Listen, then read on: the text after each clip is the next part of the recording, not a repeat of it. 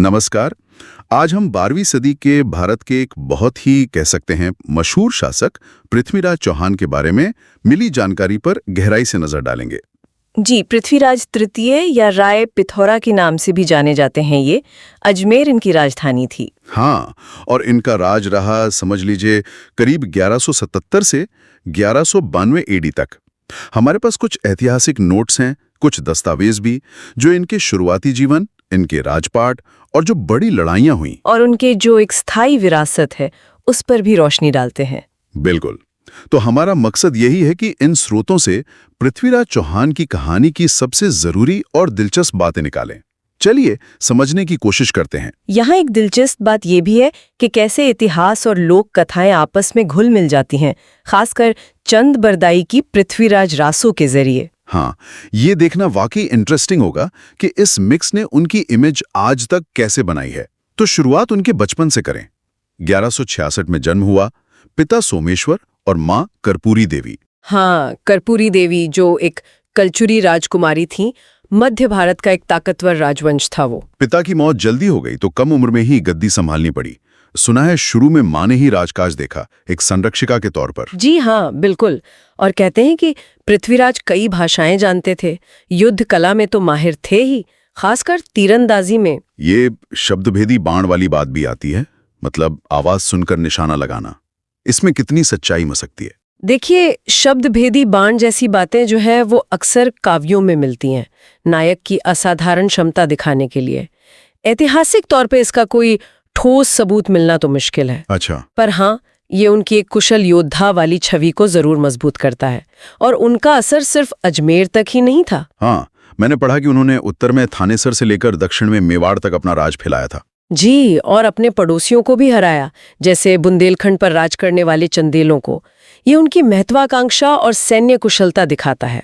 बिल्कुल, लेकिन लगता है उनकी कहानी का सबसे अहम मोड़ वो तराइन की लड़ाइयां हैं। हाँ, 1191 में पहली लड़ाई। हाँ, जिसमें उन्होंने मोहम्मद होरी के खिलाफ राजपूत राजाओं का एक गठबंधन बनाया और होरी को बुरी तरह हराया। होरी को पीछे हटना पड़ा था। जी। और ये सिर्फ एक मिलिट्री जीत नहीं थी, इसने नॉर्थ इंडिया में पृथ्वीराज का पॉलिटिकल दबदबा बहुत बढ़ा दिया था। लेकिन शायद इसी जीत ने उन्हें थोड़ा लापरवाह बना दिया।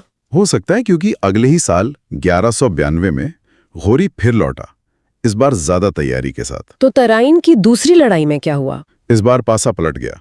गोरी की सेना ज्यादा संगठित थी, शायद संख्या में भी ज्यादा। चौहान की सेना हार गई और पृथ्वीराज चौहान? उन्हें बंदी बना लिया गया। कुछ समय तक तो होरी ने उन्हें अपने अधीन शासक के तौर पर रखा, मतलब एक जागीरदार की तरह, लेकिन फिर उनकी हत्या कर दी गई। और ये उत्तर भारत के इतिहास का एक टर्निंग पॉइंट था। बिल्कुल, जिसने आगे चलकर तुर्की शासन की नींव रखी। और यहीं से इतिहास और कहानियों का संगम और गहरा हो जाता है ना? उनके दरबारी कवि चंद बरदाई, उनकी पृथ्वीराज रासो। हाँ, उसमें कई मशहूर किस्से हैं।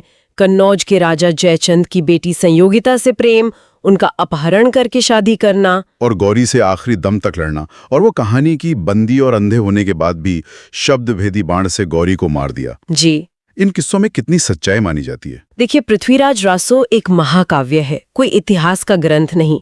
इसमें ऐतिहासिक किरदारों और घटनाओं का बेस तो है, लेकिन कवि ने जाहिर है शौर्य, प्रेम, बलिदान दिखाने के लिए काफी छूट ली है। मतलब काव्यात्मक स्वतंत्रता। हाँ, बिल्कुल। इतिहासकार मानते हैं कि संयोगिता वाले किस्से का समय और तराइन की लड़ाई का समय शायद मेल नहीं खाते। रासो का मकसद शायद हार के बावजूद राजपूत वीरता को ग्लोरीफाई करना था, न कि सिर्फ फैक्ट्स बताना। दिलचस्प है कि हार के बावजूद वो इतिहास में एक नायक के तौर पर याद किए जाते हैं। बिल्कुल, यही इन कहानियों की ताकत है। भले ही उनमें हिस्टोरिकल एक्यूरेसी पूरी ना हो, उन्होंने पृथ्वीराज चौहान को राजपूत शौर्य, स्वाभिमान और बलिदान का सिंबल बना दिया है। उनकी बहादुरी की कहानियां आज भी इंस्पायर करती हैं, पीढ़ियों को करती आई हैं। और ये सिर्फ पुरानी बातों तक ही नहीं है, जैसा हमारे स्रोतों में भी जिक्र है, हाल के सालों में टीवी शो बने हैं उन पर। हाँ, जैसे 2006 से 2009 तक एक शो आया था, धरती का वीर योद्धा पृथ्वीराज चौहान। और अब 2025 में एक नया शो भी शुरू हुआ है, चक्रवर्ती सम्राट पृथ्वीराज चौहान, जिसमें आशुतोष राणा और पद्मिनी कोल्हापुरी जैसे कलाकार हैं। तो ये दिखाता है कि उनकी कहानी आज भी लोगों को खींचती है, आज भी रेलेवेंट है। तो कुल मिलाकर पृथ्वीराज चौहान सिर्फ एक ऐतिहासिक शासक नहीं, बल्कि वीरता, नेतृत्व और सांस्कृतिक गौरव के एक ऐसे प्रतीक हैं जिनकी कहानी इतिहास और लोक कथाओं के धागों से बुनी हुई है। जी, और उनकी जीत और हार दोनों ही भारतीय इतिहास के एक बड़े बदलाव का हिस्सा हैं।